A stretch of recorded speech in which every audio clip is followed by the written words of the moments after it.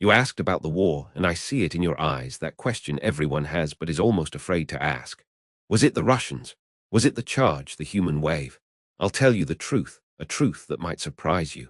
The thing that haunts an old man's sleep even now, decades later, isn't the memory of a Russian soldier's face. No, it was the sound. A sound that didn't come from a man's lungs, but from the very earth splitting open. The sound of American artillery. Out there on the Eastern Front, you see, war had a face. It was brutal, God, yes, it was brutal. It was ice and mud and a screaming tide of men coming at you, their faces contorted with a rage you could understand. It was primal. It was a fight. You could see the whites of their eyes, you could aim your rifle, you could feel like your own courage, your own skill, might just make the difference between living and dying. There was a terrible logic to it. But the Western Front was different. It was a waiting game. And the worst part was the quiet just before. That's where it started, not with a bang, but with a silence so heavy you could taste it, like cold copper on your tongue. The birds would stop singing first. You'd notice that. One moment the woods would be full of life, and the next, nothing. An unnatural void. Then you'd see the little observation planes, those tiny Fieseler storch we called them, buzzing high up like lazy flies. But they weren't lazy.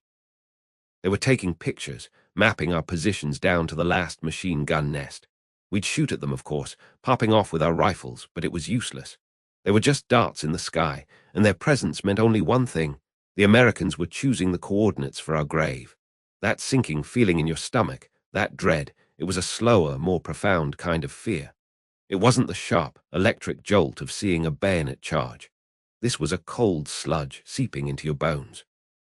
You'd look at Carl, maybe sharing a cigarette, the smoke hanging in the still air, and you wouldn't need to say a word. He'd have the same hollow look in his eyes. We'd tighten the straps on our helmets, check that the dirt walls of the foxhole were as steep as we could make them, and just wait.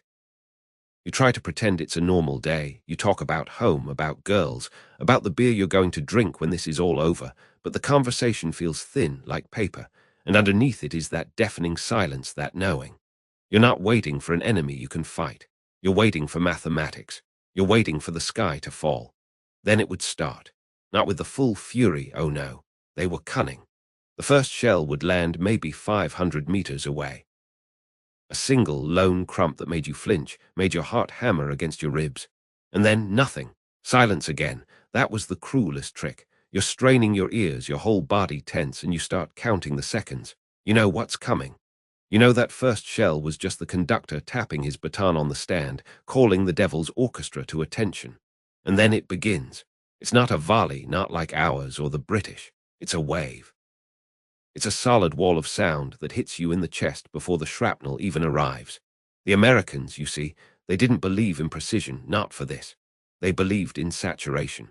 They would pick a grid square on their map, maybe a kilometer by a kilometer, and they would decide that nothing in that square was permitted to live. And then they would pour steel into it until the map itself was cratered beyond recognition. The sound, how do I describe the sound? It wasn't just loud.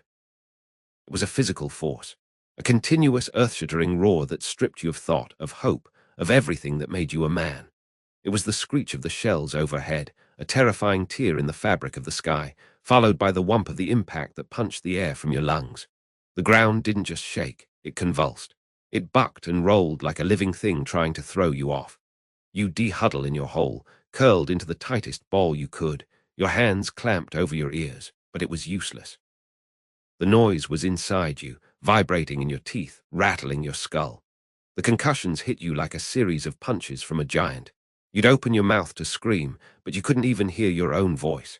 The world was reduced to this, a smell of cordite and fresh-turned earth, the taste of fear like rusty iron in your mouth, and the overwhelming, all-consuming roar. This could go on for 20 minutes, sometimes an hour, an eternity in hell. That's when you understood the true weapon wasn't the shrapnel, not really. It was the sound. It was the psychological annihilation that happened before the physical one. It robbed you of your will. It made you a terrified animal in a hole. And that hole, your foxhole, the thing that was supposed to save you, starts to feel like a coffin. With every nearby impact, the walls shudder and great clouds of dirt cave in on you. You're constantly digging, not to make it deeper, but just to keep from being buried alive. The dirt gets in your eyes, your mouth, your uniform. You're choking on the very ground you're hiding in. The shaking is so violent you can't stand. You can't even sit properly. You just cling to the earth, feeling it tear itself apart beneath you. Your friend in the next hole over, maybe 10 meters away, might as well be on the moon. You have no idea if he's alive or dead. There is no bravery in that moment, no skill, no glorious charge. There is only luck, a blind, stupid lottery. A shell lands a few meters to the left, your pink mist. A few meters to the right, and it's your buddy. There's nothing you can do. You are utterly, completely helpless. That feeling of impotence is worse than any fear of a bayonet. A man with a rifle you can shoot back. What do you shoot at with the sky? You lose all sense of time. It could be 5 minutes, it could be 50. And then, as suddenly as it began, it stops. The silence that follows is almost as deafening as the barrage itself. It's a thick, heavy silence, broken only by a high-pitched ringing in your ears that you know will be there for days. Your body is still trembling, your muscles locked tight. You're afraid to move, afraid that the slightest sound might trigger it all again. Slowly, tentatively, you unwrap yourself. You look around, and the world you see is not the world you remember. It's a lunar landscape. Trees are splintered into kindling. The familiar landmarks are gone, replaced by fresh, raw craters, some big enough to park a truck in. The air is thick with dust and the acrid smell of explosives. And then you hear the first sounds of the living. A low moan, a choked-off sob, someone calling for his mother. That's when you start to dig, not just to get yourself out, but to find your comrades. I remember one time, after a particularly bad one near the Ardennes, we clawed our way out and went to check on young Dieter, a kid from Hamburg who couldn't have been more than 17. His foxhole had taken a near-direct hit. He was still alive, buried up to his chest in dirt, but he was just gone. His eyes were wide open, staring at nothing. He was humming a lullaby, just rocking back and forth as much as the earth pinning him would allow. He didn't recognize us. He never did again. We dug him out, but we left part of him in that hole. That was the walking wounded. The ones whose bodies were whole, but whose minds had been shattered by the noise, the concussions, the helplessness. You'd see men after a barrage, their hands shaking so badly they couldn't light a cigarette, a vacant look in their eyes that never really went away.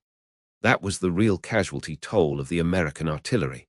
It didn't just kill you, it could unmake you without laying a finger on you. That's why we feared it more. A Soviet charge was a human enemy. It was hate, it was passion, it was something you could comprehend, even in its horror. The artillery was impersonal. It was industrial. It was like being on the wrong end of a factory assembly line whose only product was death.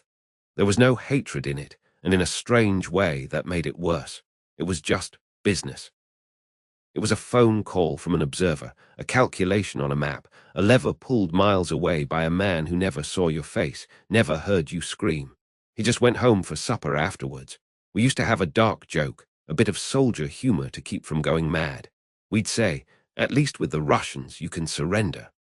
But with the Americans, you can't surrender to the sky. You just have to sit there and take it, and pray that when the storm passes, you're still enough of a man to crawl out of the dirt. That sound, that god-awful sound, is the one thing I could never forget. It's the sound that froze our blood. You never forget the first time you see a human wave, not really see them, because the steppe is so flat, and the sky so huge that they appear first as a smudge on the horizon, a dark stain spreading across the wheat. It was outside some god-forsaken village whose name I've long forgotten, a place of mud and misery. We were dug in, a bunch of green kids from Hamburg and Frankfurt, our uniforms still stiff, thinking we were soldiers because we knew how to march. Then the commissars started with their loudspeakers, this distorted, tinny shouting that echoed over the flat land, and the stain began to move. It was like watching the earth itself march toward you. There was no finesse to it, no clever tactics, just mass. A tidal wave of men, and I don't say that lightly. The noise hit you first, a roar that wasn't quite human, a deep-throated "Ura." That sounded more like a beast than an army, and underneath it, the constant, frantic beating of drums, like they were trying to whip themselves into a frenzy. The air grew thick with the smell of them, a strange mix of cheap tobacco, black bread, and that particular sour sweat of fear and determination. You could taste the dust they kicked up, fine and chalky on your tongue. And you just stood there, your knuckles white on your rifle, watching this endless brown tide roll closer, feeling smaller and smaller with every second. That's the first fear, the primal one. Your heart hammers in your chest, your mouth goes dry as dust, but there's a strange clarity to it. You see a man with a bayonet fixed, his face contorted, maybe 50 meters away, and you raise your rifle. You aim, you fire. It's personal. It's a fear you can fight. The MG-34s would open up, that ripping cloth sound that was the soundtrack to our nightmares, and the first ranks would melt away, but they just kept coming, stepping over their own dead. It was chaos, pure and simple, a hot, screaming, close-quarters hell that lasted maybe 20 minutes, half an hour. Men grappling in the mud, the sickening thud of a rifle butt against a skull, the grunts and curses. And then, as quickly as it started, it would be over. Either they broke through, or we threw them back. The silence afterwards was almost louder than the battle, broken only by the moans of the wounded. You'd look at your buddies, their faces smeared with dirt and powder, and you'd see the same wild look in their eyes that you knew was in yours, a mixture of terror, exhaustion, and a grim, savage pride. You survived. You faced the beast and lived. You could light a cigarette with hands that only shook a little and joke about it, the dark humor that kept you sane. Ivan was in a hurry today, someone would say, and you'd laugh, a shaky, nervous laugh, but you'd laugh. That was the Eastern Front. It was brutal, it was intimate, it was a kind of fear you could understand. Then we got Otto. He was a transfer, an old sergeant who'd been with us for a few weeks, a quiet man with eyes that had seen too much. He didn't have the fresh-faced look of the rest of us. His face was lined, and he had a way of staring off into the distance that made you not want to disturb him. We were in a dugout, trying to dry our socks over a pathetic little candle after one of those charges. We were feeling pretty tough, I tell you. We just repelled an attack, and the adrenaline was still buzzing. Someone, I think it was Klaus, my bunkmate, said something like, "Well, that's another one Ivan won't forget." Otto was cleaning his rifle methodically, lovingly, like it was the only thing in the world that mattered. He didn't look up. He just said in this low, flat voice that cut through our bravado, "You boys think you have it rough. You don't know what fear is." We fell silent. We respected Otto. He had the ribbon for the winter campaign, 4142, which was like a badge of honor among the real veterans. Klaus, ever the braggart, puffed out his chest. "What, Sergeant? You think the French put up a better fight than this?" Otto finally looked up, and his eyes weren't angry, they were just empty, haunted. The French. He almost chuckled, but it was a dry, bitter sound. "No, not the French, the Americans." That got our attention. The armies. We'd heard stories, of course, but they were the newcomers, the rich kids from across the ocean. We pictured them with their fancy chocolate and silk stockings, not real soldiers. Otto put down his rifle. "Out here," he said, gesturing vaguely toward the front line. "You see the whites of their eyes. You can shoot back. It's a soldier's fight." France, when the Americans decide it's time, they don't send men first. They send steel. He described it to us, and I remember every word like it was yesterday, sitting in that damp, earth-smelling hole, the candle flickering shadows on his face. It starts with the spotter planes, those little Piper Cubs, buzzing overhead like lazy flies. You think nothing of it. Then maybe an hour later you hear it. A sound like a train tearing the sky in half. That's the first shell, the ranging shot. And then the world ends. He told us how the barrage wouldn't last for minutes but for hours, sometimes half a day. It's not like our Stuka attacks, a quick scream and a bang. This is a storm of steel. The shells don't stop, one after the other after the other. The ground shakes so hard it feels like your teeth are going to fall out. You huddle in your hole, curled up like a child, and you pray. There's no fighting back. There's no enemy to shoot at. Just the noise and the shaking and the waiting for the one with your name on it. He said the worst part was the randomness of it. A direct hit, and you and your two buddies are just pink mist. Gone. A near miss could bury you alive or leave you deaf and trembling for days. "They have shells for everything," Otto whispered. "High explosive to tear you apart, airburst to shred you above the trench, white phosphorus to burn the very air. They don't need to conserve ammunition. They have factories pumping it out day and night. That's not a battle, boys. That's industry. That's a richer army's war. Out here you fear a man. Over there you fear God himself, because only he could unleash such hell." When he finished, we just sat there. The bravado had drained out of us. We thought we were tough, but Otto had described a kind of terror we couldn't even imagine. A cold, calculated, impersonal terror. I looked at his hands. They were perfectly steady as he reassembled his rifle, but I noticed a tiny, almost imperceptible twitch under his eye. I didn't understand it then. Not really. I thought his fear was something from the past. I was wrong. The day I understood came months later. We'd been pulled from the meat grinder in the east and thrown into the Ardennes, a last, desperate gamble. The forests were thick and cold, a different kind of misery from the Russian steppe. It was quiet, too quiet. The kind of silence that makes your skin crawl. We were dug in on a wooded ridge, waiting for an order that never seemed to come. I remember the morning was crisp, the air smelling of pine and frost. Then we heard it, the faint, familiar buzz, a piper cub. My stomach tightened and Arto's words echoed in my head, lazy flies. We all looked at each other, a new kind of tension in the air. An hour passed. Nothing. We started to relax, thinking maybe it was nothing. Then it came. That sound Arto had described, a distant, shrieking whistle that grew into a roar, and then the first earth-shattering crump about 100 meters to our left. Trees splintered like matchsticks.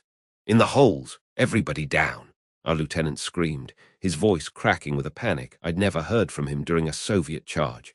And then the storm began. It was exactly as Arto had said. There was no rhythm to it, no pause. It was a continuous, deafening hammer blow against the earth. The world dissolved into noise and vibration. I threw myself into my foxhole, pressing myself into the cold, wet earth as if I could burrow into it. The concussions slammed into my chest, each one knocking the air from my lungs. Dirt and rocks and shredded branches rained down on me. The smell was overwhelming cordite, wet earth, and the acrid scent of shattered pine. I couldn't hear my own screams. The world was just a high-pitched ringing and the constant, thunderous B-O-O and B-O-O and B-O-O. This wasn't the hot, frantic fear of the bayonet charge. This was a cold, creeping dread that started in your gut and froze your very soul. There was no enemy to hate, no face to put to the terror. It was faceless. It was mechanical. It was endless.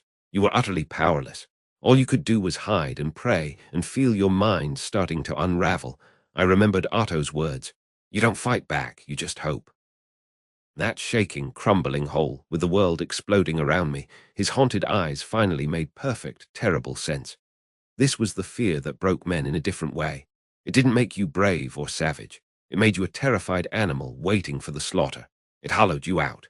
When the barrage finally lifted, after what felt like an eternity but was probably only 40 minutes, the silence was deafening. My ears rang in the void. I slowly, painfully uncurled myself. The forest was gone. Where there had been tall, proud pines, there was now a landscape of craters and splintered wood, like a giant had stomped on it. The smell of smoke and explosives hung thick in the air. I looked over at the next foxhole. It was just a crater now. Hans and Friedrich, who'd been joking about a girl in Aachen just that morning, were gone. Not wounded. Gone. Vaporized. Other men were crawling out, their faces pale, their eyes wide and unseeing. They moved like ghosts.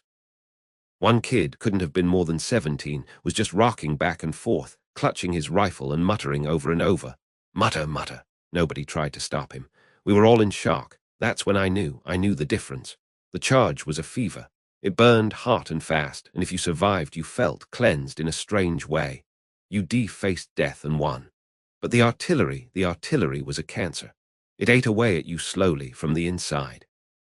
Left you jumpy, starting at every sudden noise. It taught you a cold, lingering dread that stayed with you long after the guns fell silent.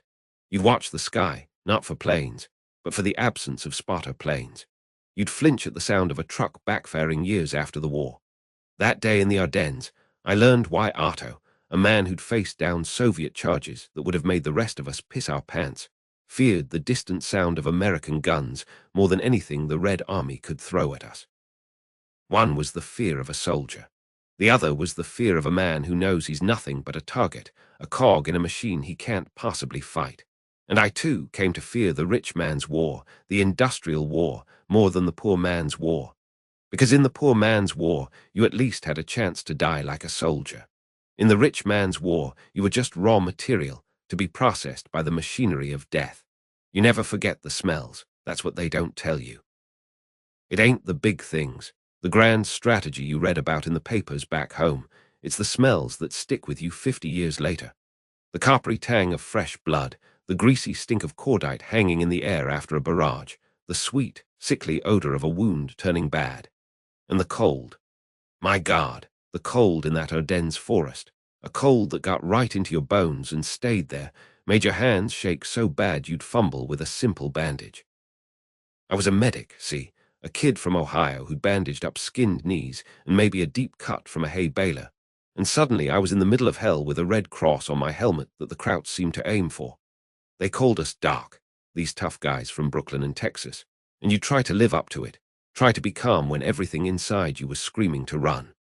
And in my time, I learned there were two kinds of hell, two kinds of breaking a man, and they were as different as night and day. The first kind, the one you could almost understand, was the close-up work. The bayonet charges, the machine gun nest you had to take with rifles and grenades. That was a terrible, personal kind of violence. I remember one kid, couldn't have been more than 18, a replacement who'd been with us maybe 2 days. We'd taken a hedgerow after a fierce fight, and they brought him to the aid station we'd set up in a shell crater. He'd taken a bayonet right through the thigh. The wound was clean, if you can call it that. A neat, brutal puncture, bleeding like a stuck pig but straightforward. The kid was pale as a ghost, sweating bullets, but there was still a fire in his eyes. He was clutching his rifle so tight I had to pry his fingers off it. "I got him, Doc," he kept whispering, his teeth chattering. "I got the son of a bitch who did it." There was adrenaline there, a strange, grim satisfaction mixed with the pain. It was a wound from a fight he could see, an enemy he could look in the eye. You pack the gauze, apply pressure, give him a shot of morphine if you had it, and you felt like you were fixing something that was a direct result of a soldier's job. It was awful, don't get me wrong, but it made a sick kind of sense. The screams were different too. There were screams of pain, sure, but also of rage, of spent energy. You'd hear men cursing the enemy, cursing the war, their voices loud and raw and present. But the other kind was something else entirely. That was the artillery, the shelling.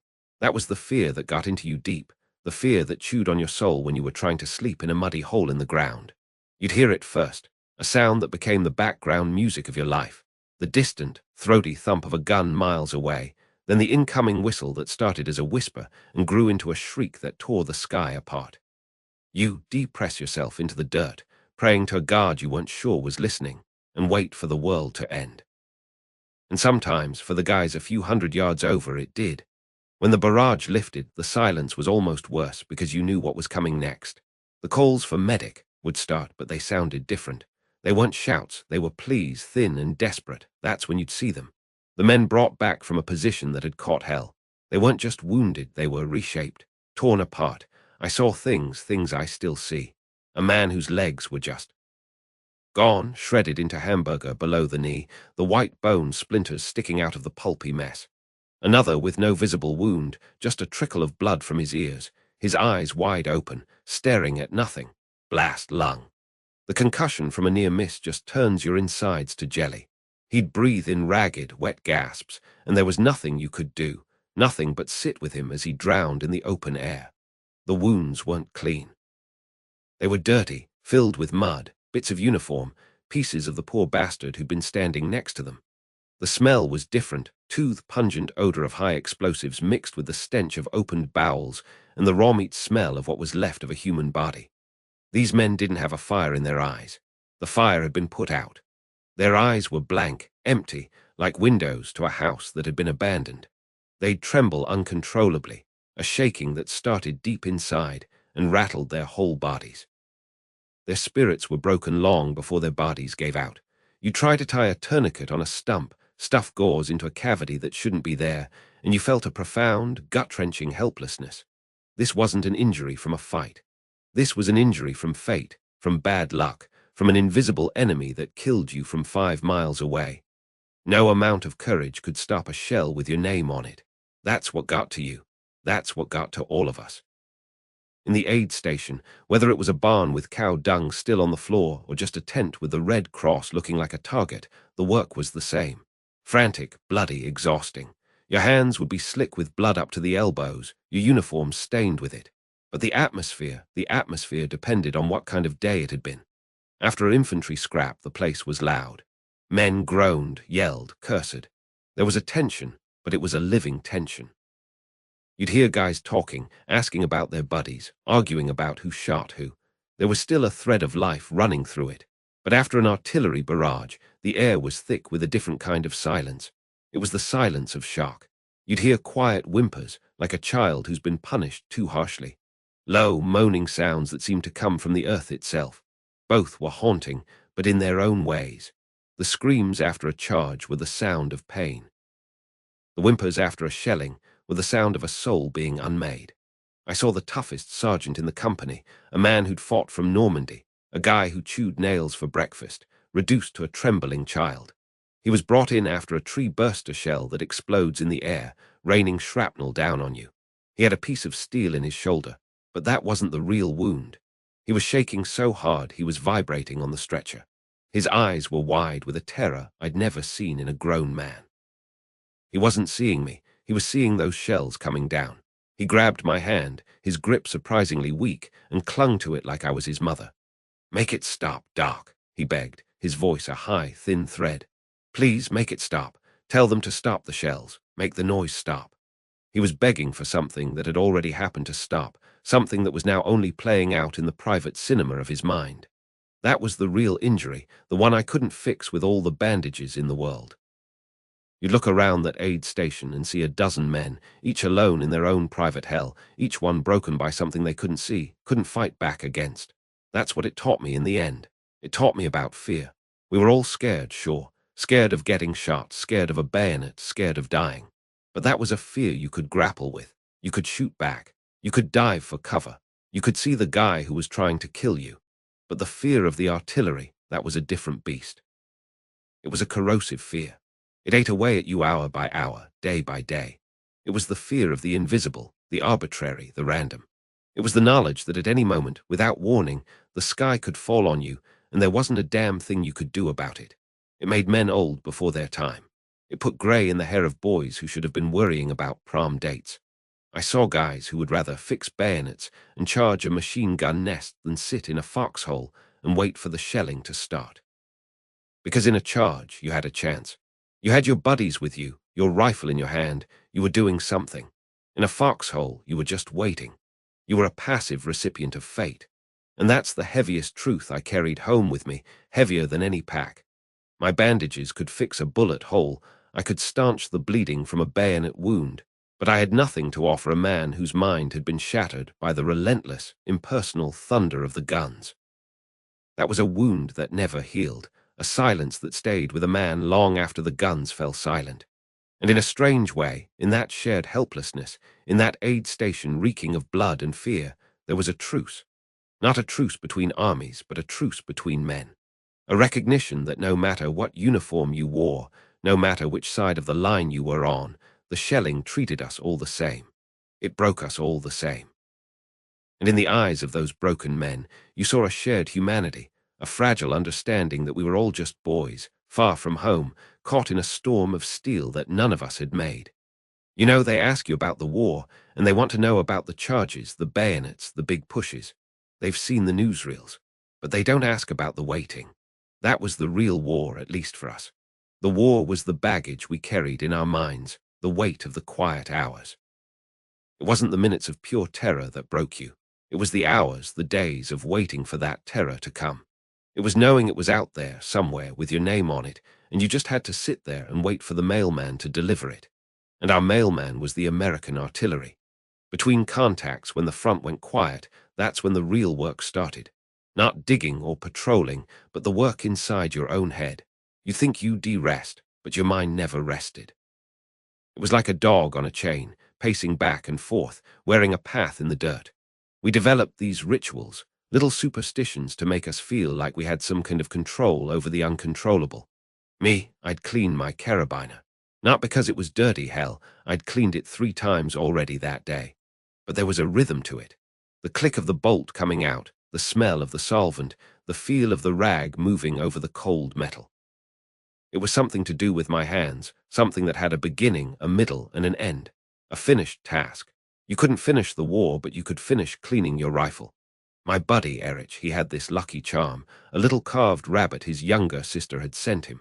Before any big silence settled in, he'd tap it 3 times against his helmet. It was nonsense, We all knew it was nonsense, but you'd never say that. Because what if you were wrong? What if his nut tapping it was the thing that brought the rain down on us? So we all let him do his little ritual. It was part of the routine, like the way you'd always step into the foxhole with your left foot first, or how you'd arrange your few personal things in a specific order. It was a semblance of order in a world that had gone completely mad. And the sounds, God, the sounds. Your ears became your best and worst enemy. In the quiet, every sound was a message, a warning, or a taunt. A truck engine gunning in the distance, was it just our own logistics, or was it the Americans moving up a new battery? A bird suddenly taking flight from a hedgerow 100 meters away, was it spooked by a rabbit, or by a squad of GIs crawling through the undergrowth?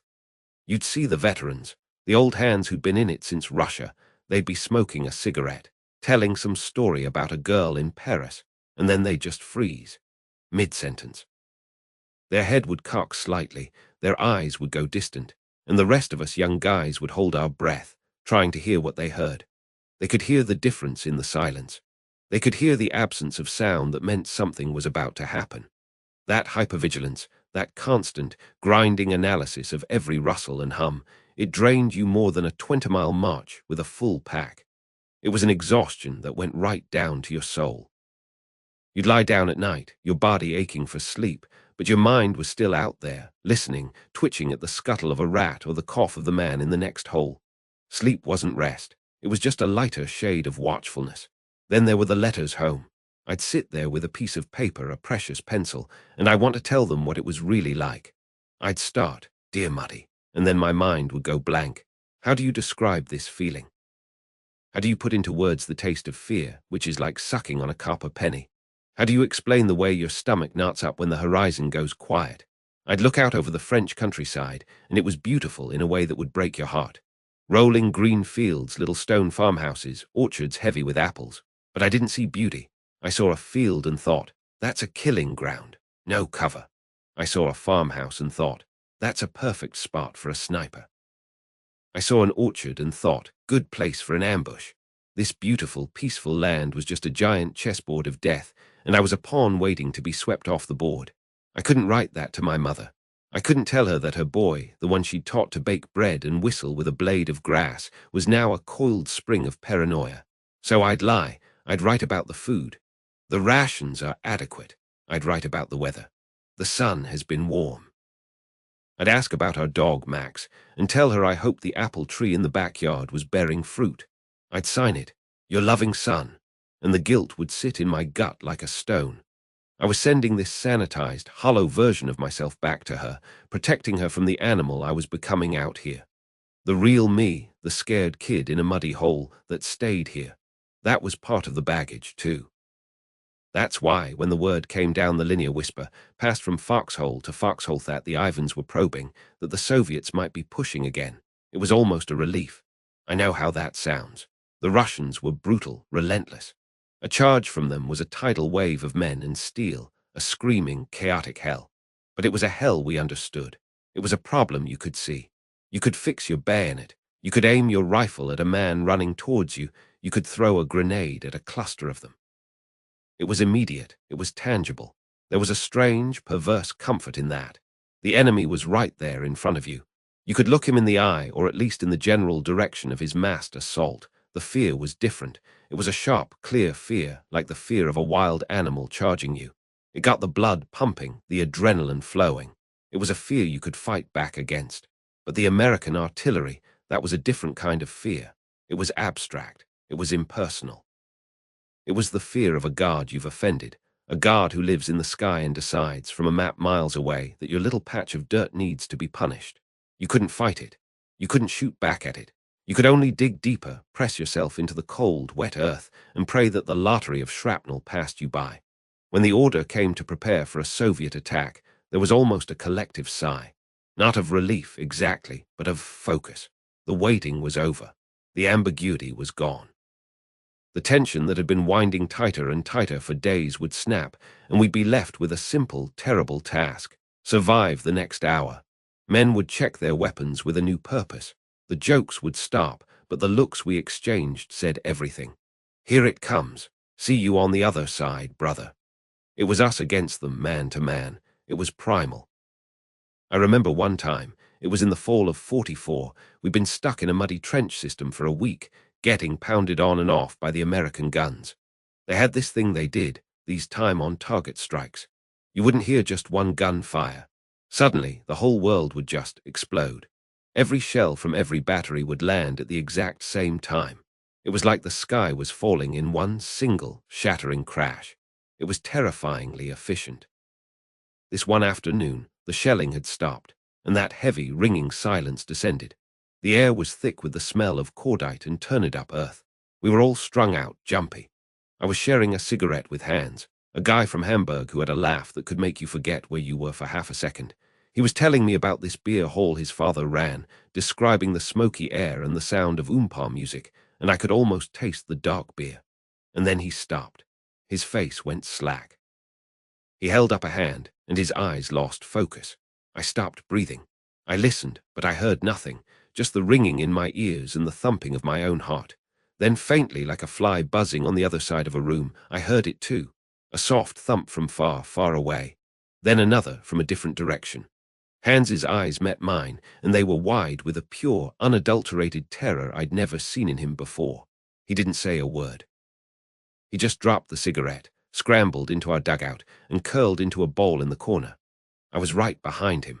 We knew what those distant thumps meant. They were the doors slamming shut. The American gunners were miles away, pulling the lanyards, and those shells were already on their way to us. There was nothing we could do but wait the 30, 40 seconds for them to arrive. That was the longest half-minute of my life. You count the seconds in your head, each one stretching out like taffy. You press your hands over your ears, but you know it's useless. You smell the damp earth of the dugout, you taste the dirt on your lips, you feel the vibration in the ground before you even hear the whistle. And then it comes. Not one whistle, but a chorus of them, growing from a whisper to a scream to a sound, so loud it's not even a sound anymore. It's just a physical force that hits your whole body. The world dissolves into noise and light and shaking. Dirt rains down on you. You cling to the earth like a child clinging to its mother, praying for it to stop. And then, as suddenly as it started, it would stop. The silence that followed was even worse, because now it was filled with the screams of the wounded, the cries for a medic, the smell of blood and smoke. That was the American way. They didn't need to charge us. They just had to rearrange the landscape and hope we were part of it. That's the baggage I'm talking about. It wasn't the weight of the pack or the rifle. It was the weight of those seconds of waiting after the thump. It was the memory of Hans's face, the way the laughter drained out of it in an instant. It was the sound of a man sobbing in the next foxhole, a sound he'd never let anyone hear if he wasn't pushed to the absolute edge. It was the dark jokes we'd tell afterwards, our hands still shaking, just to prove we were still alive, still human. "Well, they missed us again," someone would say, and we'd force a laugh, a hollow, rattling sound. It was the homesickness, a physical ache that was worse than any wound. You'd dream of your mother's cooking, the smell of fresh bread, the feel of a clean bed. Then you'd wake up in the mud, cold and scared, and the longing would hit you like a punch in the chest. War isn't about the grand strategies you read about in books. It's about the small, intimate moments of terror and friendship. It's about sharing the last bit of stale bread with a buddy because he's got ruined in the rain. It's about the silent understanding when you see the fear in another man's eyes and know he sees it in yours, and you don't have to say a word. It's about wanting, more than anything in the world, to just go home. To be a boy again, to have your biggest worry be a school exam or a girl who didn't smile at you. We were just kids, carrying rifles that were too big for us, and the heaviest thing we carried wasn't in our packs, it was in our minds.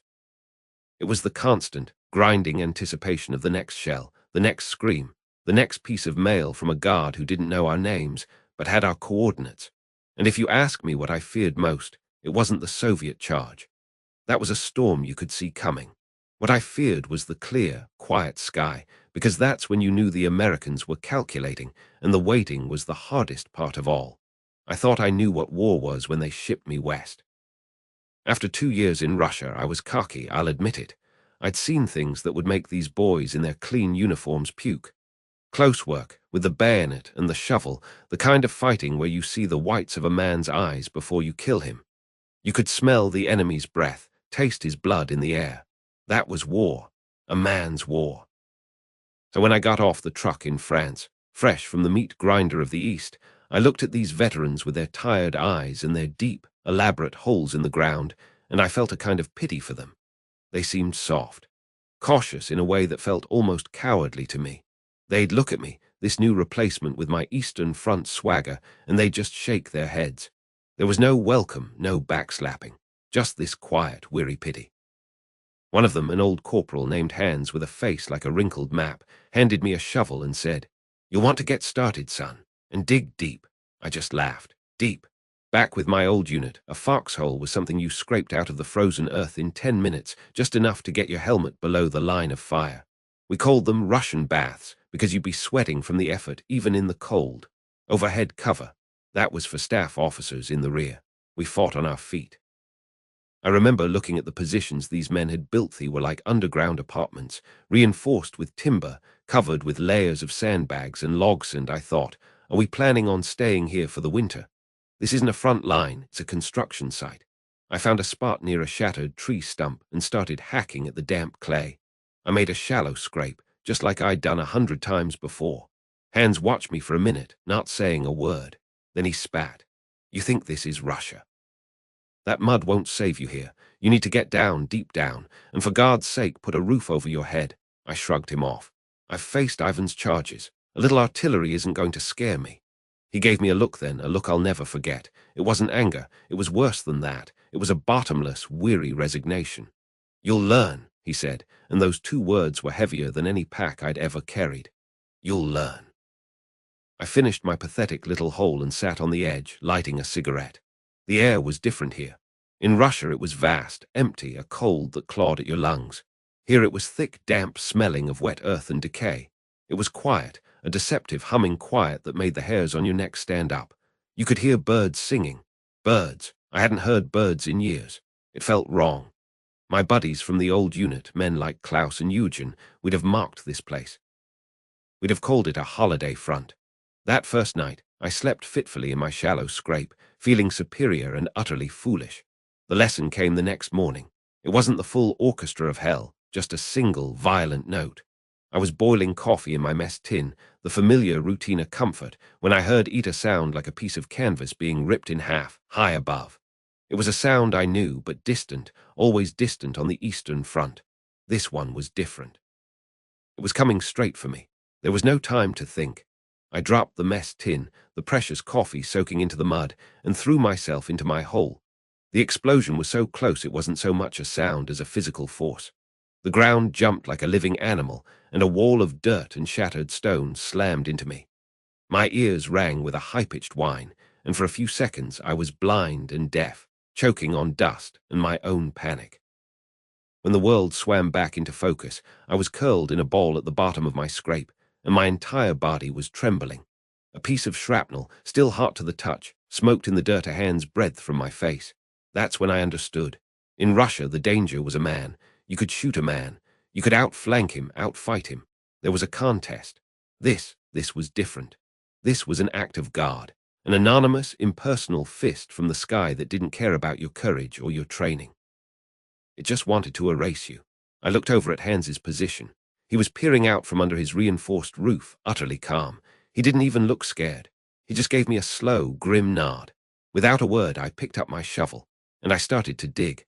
I dug until my arms burned and my back screamed. I dug until I hit groundwater and my boots filled with cold, muddy water. I dug like a man possessed, because I was. I was possessed by a new kind of fear. I dragged logs over, piled sandbags high, built a roof that could take a hit. The veterans watched me, but they didn't mock me. They just went about their business. They'd seen this before. The replacement learning his first lesson. But that was just the primer. The real education came a few days later. We did patrols out, some minor skirmishing, the kind of warfare I understood.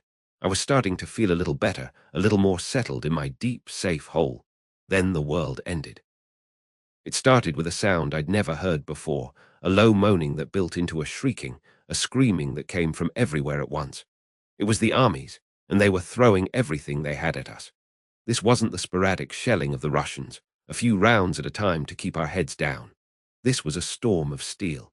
The first shells landed on the far end of the line, and then the impacts walked toward us, each one closer than the last, a giant's footsteps shaking the earth. The air turned to fire and noise. The concussion of the blasts punched the breath from my lungs. Dirt and debris rained down, and the world dissolved into a deafening, chaotic roar. My Eastern Front instincts took over. I wanted to see. I wanted to fight back. I scrambled up the side of my hole, my rifle in my hand, a scream caught in my throat. What was I going to shoot at? The sky. It was the most useless, stupid impulse of my life. As my head cleared the lip of the foxhole, the world outside was a vision of hell. The air was thick with smoke, and the smell of cordite, a bitter chemical stench that burned the nostrils. Geysers of earth erupted everywhere. Trees were splintered into matchsticks. There was no front, no rear, just an entire landscape being systematically torn apart. A blast hit so close to me that the shockwave felt like a physical blow, slamming me back down into the mud at the bottom of my hole. My helmet was knocked sideways, and I tasted blood in my mouth from biting my tongue. That's when the terror truly seized me. It was a cold, paralyzing fear that had nothing to do with the courage needed to face another man. This was the primal fear of an animal caught in a forest fire. There was no enemy to countercharge, no glory to be won. There was only survival. I clawed at the dirt, trying to press myself deeper into the earth, my mind screaming uselessly. The noise was unbearable, a constant hammering roar that beat against my skull until I thought I would go mad. I could feel the vibrations of the explosions through the ground, a terrible drumbeat shaking my very bones. I was sobbing, I'm not ashamed to admit it. Great, heaving sobs that were lost in the cacophony. My brave Eastern Front experience was absolutely meaningless. It was worse than meaningless. It had made me a fool. Then a hand grabbed the strap of my tunic and yanked me down. It was Hans. He had crawled from his hole to mine during a brief lull in the impacts directly overhead. His face was smeared with mud, but his eyes were clear. They weren't wide with fear like mine. They were just old, tired, resigned. He shoved me hard against the back wall of the foxhole, putting his own body between me and the blast direction. "Stay down, you idiot," he roared, his voice barely a whisper against the hell outside. "You can't fight it. Just get small. Make yourself small and pray it passes." He huddled there with me, a solid, grumbling presence in the maelstrom. He didn't try to reassure me. He didn't tell me it would be okay. He just endured. And in that moment, his simple, stubborn act of endurance was the most heroic thing I had ever witnessed. He was scared. I could feel the tension in his body, but his fear was a controlled thing, a familiar tool. Mine was a wild, panicked animal tearing me apart. The barrage felt like it went on for hours. Time lost all meaning. There was only the now, the endless now of explosions and fear, and the desperate prayer for it to stop. And then, as suddenly as it began, it did stop. The last shell screamed over us and landed somewhere in the distance. The silence that followed was almost more shocking than the noise. It was a thick, ringing silence, broken only by the crackle of fires and the occasional sound of collapsing earth. My ears were ringing so badly I could barely hear Hans as he slowly got to his feet, his joints cracking. He looked down at me, still curled in a fetal position in the mud and water at the bottom of the hole. He didn't offer me a hand up. He just said, "Welcome to the Western Front." Then he climbed out to check on the others. I sat there for a long time. I was shivering uncontrollably, but not from the cold. I was a different man. The arrogant replacement who had arrived from Russia was gone, blown to pieces by that storm of steel. In his place was a shaken, humbled soldier who finally understood. I pulled myself out of the hole and looked at the devastation. The land was cratered like the surface of the moon. The air stank of smoke and something else, something sweet and foul that I didn't want to identify. I saw Hans and a couple of the other veterans moving slowly through the wreckage, checking for survivors. Their movements were economical, practiced. They had done this before. I walked over to Hans, my legs feeling like rubber. He was looking at a foxhole that had taken a direct hit. There was nothing left but a crater and a few scattered pieces of equipment. I looked at him and the words caught in my throat. I'm sorry," I finally managed to whisper. "I didn't know." He turned and looked at me, really looked at me for the first time. The pity in his eyes was gone, replaced by a grim kind of acceptance. "Now you know," he said simply. "The Ivans, they come at you with 1,000,000 men. You can see them, you can shoot them, but the armies, they don't need to see you. They have enough steel to bury you without ever showing their face. That's a different kind of fear. And he was right. That was the final lesson. In the East, fear was a sharp, immediate thing, the fear of a bullet, a bayonet, a T-34 rolling toward you. It had a face. Here, fear was a constant, invisible presence. It was the fear of the unseen, of the anonymous death that fell from the sky. It was the fear that there was no courage that could save you, no skill that could protect you. It was just luck. Dumb, random luck. From that day on, I was one of them. I dug my holes deep and reinforced them like a master carpenter. I learned to tell the different sounds, the shells' maddev moaning of the heavy stuff, the sharp crack of the mortars. I learned the value of a dry pair of socks and a shared cigarette in the deepening dark. The dark humor that kept you sane, the jokes that were so grim they weren't really jokes at all. We never talked about home much. It was too painful, too distant. We talked about food, about the rum rations, about anything but the future. We were ghosts already, just waiting for the war to decide it was finished with us. That fear, the fear of the steel storm, never left me. It became my constant companion, a cold knot in my stomach that tightened every time the sky began to moan. I had been wrong about everything. The Western Front wasn't soft. It was a cleaner, more efficient kind of hell. A hell where you could be brave, you could be skilled, you could be a veteran of 100 battles in the East, and none of it mattered when the American artillery started to sing. All you could do was get small, dig deep, and hope the song wasn't meant for you.